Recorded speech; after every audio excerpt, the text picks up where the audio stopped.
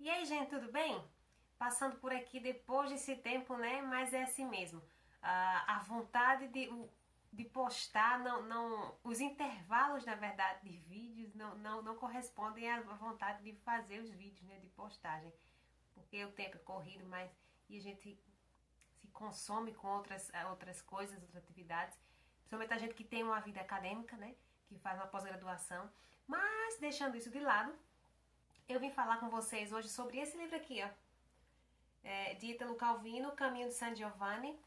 Quem tá lá no Instagram comigo viu que eu falei sobre ele ou no começo do mês, agora de março, foi em fevereiro que eu li. Então, esse livro para mim ficou muito bem conceituado, né? O Ítalo Calvino deu um arraso nesse livro, ele fez uma descrição do período de sua infância e... opa, só um instantinho aqui. E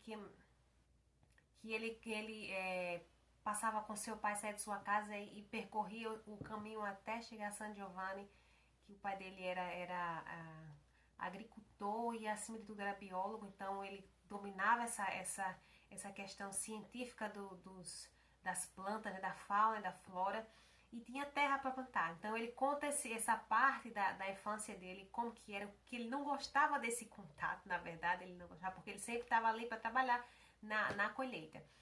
E depois disso ele começa a falar sobre o seu período de adolescência, né? Quando ele começa a admirar o cinema e o período do cinema mudo e preto e branco e a perspectiva daquela mulher ideal que ele tinha, que eles faziam, né? E era sempre o cinema americano, sempre o cinema americano. E depois desse período ele começa a falar sobre ele também dedica um capítulo sobre o período da guerra, que já depois que cresce ele sai dessa adolescência, desse mundo idealizado pelo cinema e vai para a guerra, se não me engano, é a segunda Guerra Mundial. E depois, quando ele volta, ele vai trazer.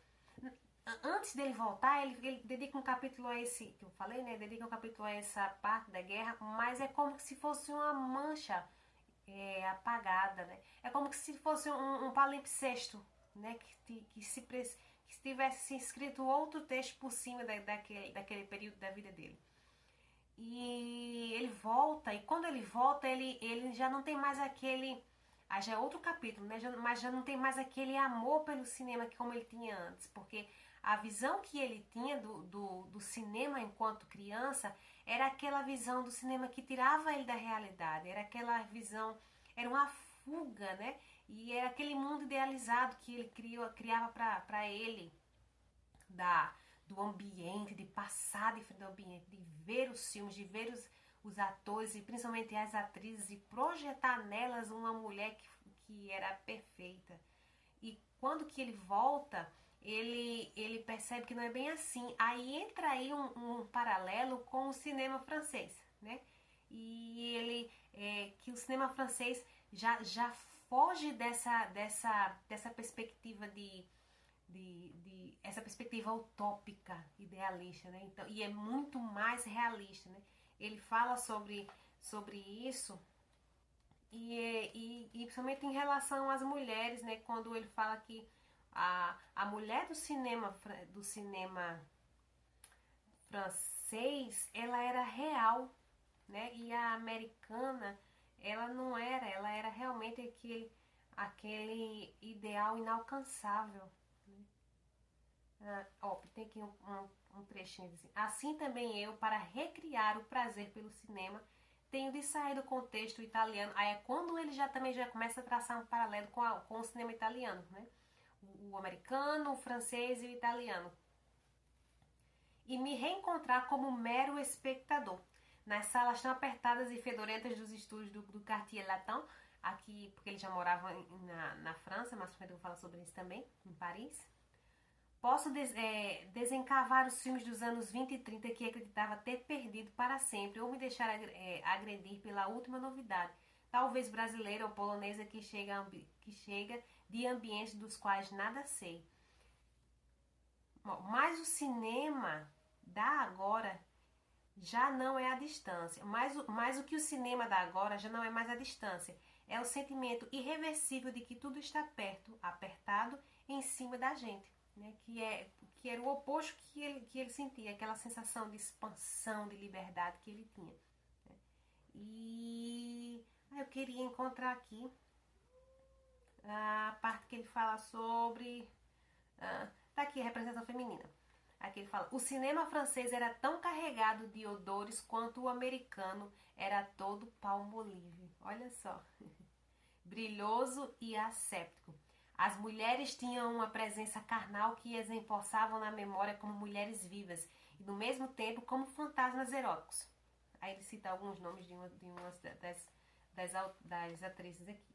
Mais embaixo ele fala: no preto e branco, a força do branco operava uma transfiguração dos rostos femininos, das pernas, dos ombros, o decote, fazia de Marlene Dietrich não o objeto imediato do desejo, mas o próprio desejo como essência extraterrestre.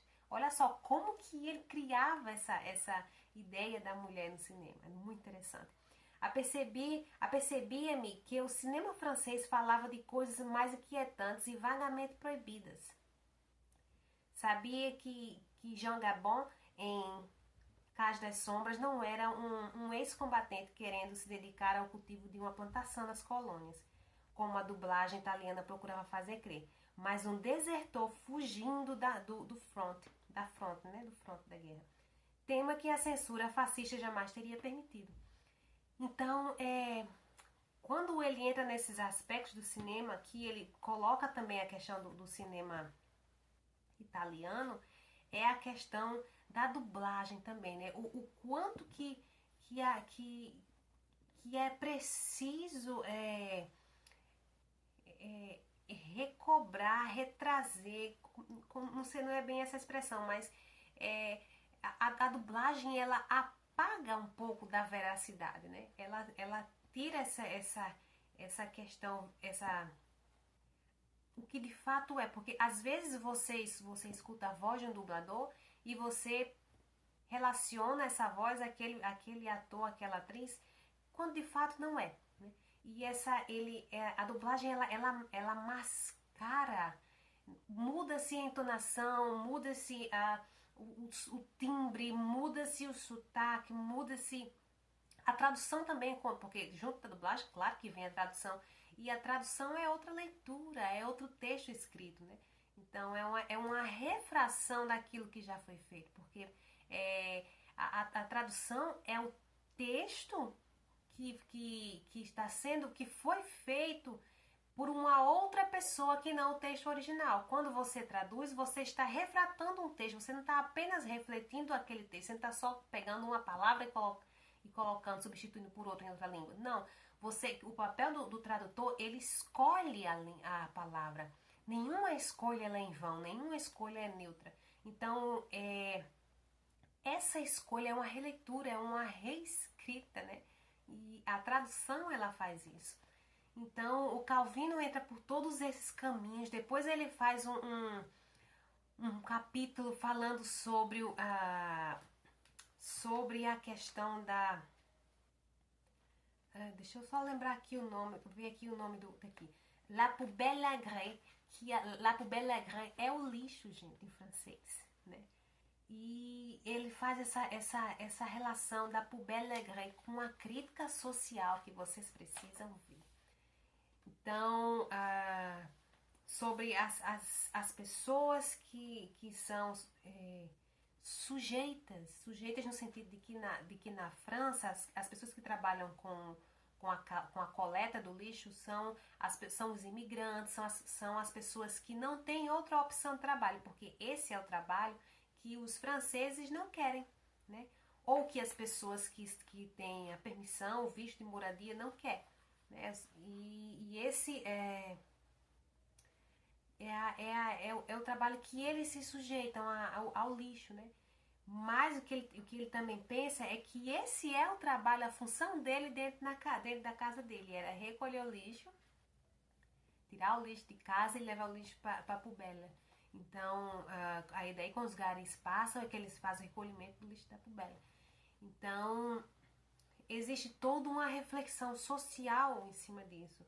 Não é tão raso como eu estou falando aqui, não. Eu estou falando de forma, a grosso modo mesmo, só para não ficar um vídeo tão longo, que já vamos em 10 minutos de vídeo. Então, é bem extenso, né? Aí eu tenho aqui eu tenho umas questões aqui. Aí ele ele chega o que eu chamo de uma crítica inversa, né? Ele fala que ele tenta encontrar uma função para ele dentro de casa, mas ele é vedado. Vedado pela esposa, pela filha, porque segundo ele, na perspectiva delas, ele não faz o serviço bem feito. Mas isso é uma crítica que a gente precisa ver, ir mais a fundo. Não é simplesmente pegar aqui o que eu tô falando assim e dizer, porque Nai disse isso, aquilo. Não, eu tô apenas passando por cima dessa questão, né? E eu chamei esse ponto de crítica inversa. Então, existe uma lacuna no tempo desse livro, que ele deixou o texto, acho que com 5, 6 anos ou mais, ele voltou a escrever esse texto da pubela. E é quando que ele, de fato, finaliza esse texto. E ele fala de que tudo que não queremos é aquilo que vai para o lixo, né? De tudo aquilo que não somos, ou tudo aquilo que descartamos, ou tudo aquilo que rejeitamos, e aquilo que não somos é o que vai para o lixo. Então, e ele fala que tanto que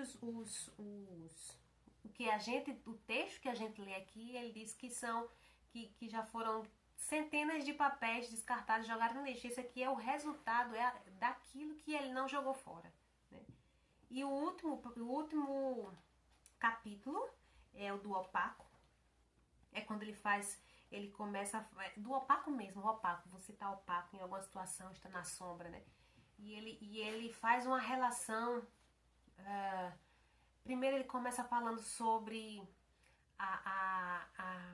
a localização geográfica dele com relação à localização geográfica do pai, né? Que ele sempre estava, se não me engano, como já faz muito tempo que eu li, não sei se é ao sul e o pai ao norte. E então a visão que eles tinham da cidade de San Giovanni é diferente para cada um, né? E ele fala sobre a questão da sombra, sobre a questão da física. Então é um capítulo mais denso, mais filosófico, mais metafísico, mais geográfico, sabe? Olha só o que ele diz assim: um mundo todo ao ar livre que dá a sensação de estarmos fechados estando ao ar livre, né? Então, essa percepção de mundo ao redor dele, que esse capítulo fala sobre isso, né? E ele encerra dizendo que o opaco, no opaco, o avesso do mundo. Né? Então, no opaco reside o avesso do mundo, está ao avesso do mundo. Já que a gente tem essa ideia de que no mundo está a luz, as claras, então o avesso do mundo não é o que está no escuro, mas é o que está no opaco, né? Aquilo que está na sombra. Então, é uma reflexão filosófica muito interessante mesmo. E eu recomendo muito esse livro do Ítalo Calvino, O Caminho de San Giovanni, né? Ele é um memorial, posso dizer assim, né? Não é uma biografia, não é uma autobiografia, mas ele faz um relato de memórias aqui nesse livro. Então, olha, todo lindo. Esse aqui ele vem com a jacket sim, que a capa de fato é essa daqui, ó, né? Se vocês conseguem ver, deixa eu colocar mais perto. Aqui, ó. Tem a assinatura, como que se fosse a assinatura dele, né? Aqui, ó, Ítalo Calvino, Caminho de San Giovanni. Aí vem com essa jacket. E é uma edição muito charmosa, simples, mais bela na sua simplicidade, né? E eu amei. Então eu recomendo mesmo essa leitura do Italo Calvino, para quem ainda não leu nada dele. Se quiser começar por esse aqui, vai nessa, vai fundo. E é isso, gente. Até mais, até a próxima e tchau!